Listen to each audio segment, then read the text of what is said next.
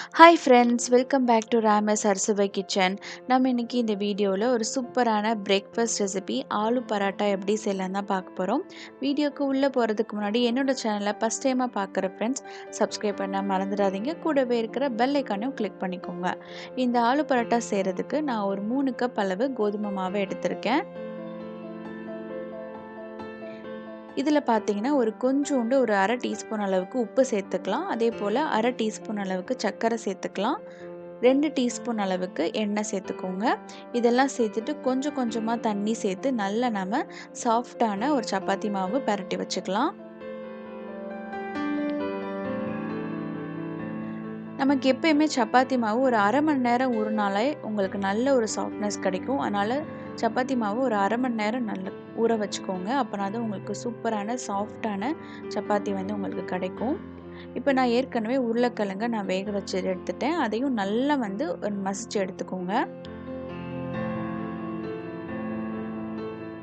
இந்த ஆலு பரோட்டாக்கு நான் வந்து உருளைக்கிழங்க நான் வதக்கி தான் சேர்க்க போகிறேன். ஒரு நல்ல ஒரு டேஸ்ட் இருக்கும்.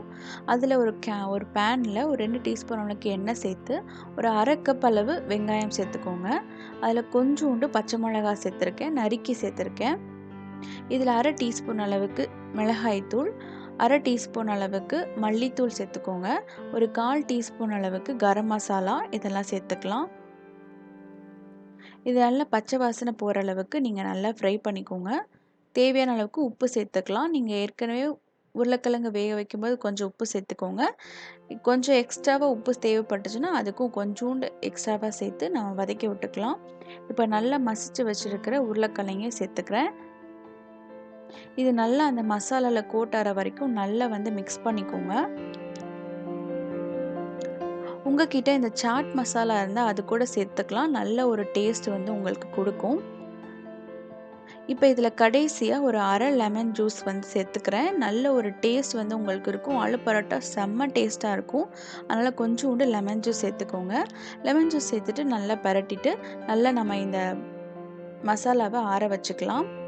இப்போ வந்து சப்பாத்தி வந்து எப்படி ப்ரிப்பேர் பண்ணுறது பார்ப்போம். ஃபஸ்ட்டு நம்ம வந்து ஒரு பால் சைஸில் இருக்கிற சப்பாத்தி மாவை எடுத்துட்டு அதை நல்லா வந்து திரட்டிக்கோங்க. ஸோ இந்த அளவு திரட்டினாலே போதும். இப்போ நான் நடுவில் அந்த நம்ம ஆற வச்சுருக்கிற அந்த உருளைக்கிழங்கு மசாலாவை நடுவில் வச்சுக்கோங்க. இது நம்ம ஈஸியாக மடிச்சுக்கலாம். ஈஸியாக மடிச்சுட்டு ஒரு சின்ன ஒரு ரோல் பண்ணிக்கோங்க. ரோல் பண்ணிங்கன்னா அந்த நடுவில் இருக்கிற எக்ஸஸாக இருக்கிற அந்த மாவை நம்ம எடுத்துடலாம். நீங்கள் அதை அப்படியே வச்சு நீங்கள் ரோல் பண்ணிங்கன்னா நடுவில் வந்து உங்களுக்கு சப்பாத்தியோட நடுவில் நல்லா ரொம்ப திக்காக இருக்கும். அந்த உருளைக்கிழங்கு மசாலாலாம் அப்படியே ஓரமாக போயிடும். அதனால் நடுவில் இருக்கிற சாப்பிட்றதுக்கு நல்லா இருக்காது. அதுவும் இல்லாமல் ரொம்ப ஹார்டாக இருக்கும். அதனால் இந்த மாதிரி நல்லா ரோல் பண்ணிவிட்டு அந்த எக்ஸஸாக இருக்கிற மாவை எடுத்துட்டு அது வேறு சப்பாத்தி கூட நீங்கள் ஜாயின் பண்ணிக்கலாம். இப்போ நீங்கள் தேய்ச்சி பார்த்தீங்கன்னா ரொம்ப சூப்பராக ஒரு சப்பாத்தி கிடைக்கும். டேஸ்ட் பார்த்தீங்கன்னா அவ்வளோ சூப்பராக இருக்கும். ஸோ இந்த மாதிரி நல்லா எல்லா பக்கமும் தேய்ச்சிட்டு நம்ம நல்ல சூடான தவாவில் போட்டு எடுத்துக்கலாம். இது ஒரு சூப்பரான ஒரு லஞ்சு, பிரேக்ஃபாஸ்ட், டின்னர் எல்லாத்துக்குமே சூப்பராக இருக்கும்.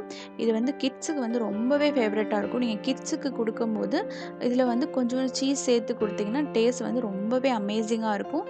ரொம்ப ஹெல்த்தியாக இருக்கும். இது 2 பக்கமும் நான் நெய் சுட்டு நெய் போட்டு நல்லா சுட்டு எடுத்துக்க போகிறேன். ஸோ இந்த மாதிரி நெய் தடவி நீங்கள் சுட்டு எடுத்துக்கிட்டிங்கன்னா டேஸ்டான ஆலு பரோட்டா ரெடி ஆகிடுச்சு. நம்ம சேனலில் நிறைய வழியான ரெசிபீஸ்லாம் இருக்குது. அதையும் போய் செக் பண்ணி பார்த்துக்கோங்க. உங்களுக்கு ரொம்பவே ஹெல்ப்ஃபுல்லாக இருக்கும். நம்ம நெக்ஸ்ட் ஒரு சூப்பரான ஒரு பிரேக்ஃபாஸ்ட் இல்லைனா சூப்பரான ரெசிபியில் நம்ம சந்திக்கலாம். இந்த வீடியோவை இதளவு பார்த்ததுக்கு ரொம்ப தேங்க்யூ ஃப்ரெண்ட்ஸ். லைக் பண்ணுங்கள், கமெண்ட் பண்ணுங்கள், ஷேர் பண்ணுங்கள். தேங்க்யூ ஃபார் வாட்சிங் ஃப்ரெண்ட்ஸ்.